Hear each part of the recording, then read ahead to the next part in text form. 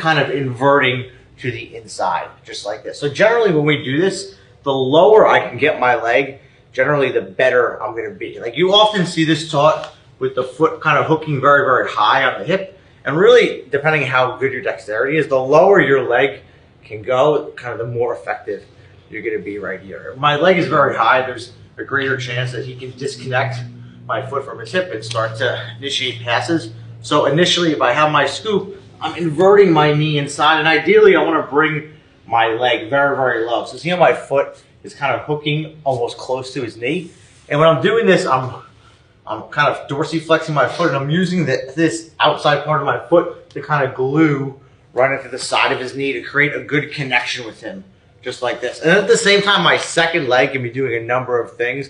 A lot of times I like to kind of use my toes just to push off his quad, or I can kind of use this leg to create momentum so I can bring this knee to the inside. And this is going to be my general like kind of K position, and then from here we're going to go into all of our options. So this would be if he's in a standing position.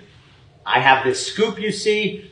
We can lock our hands sometimes. Sometimes we grab our own foot. Sometimes we lock a figure four around his leg, and we're going to kind of cover all of that.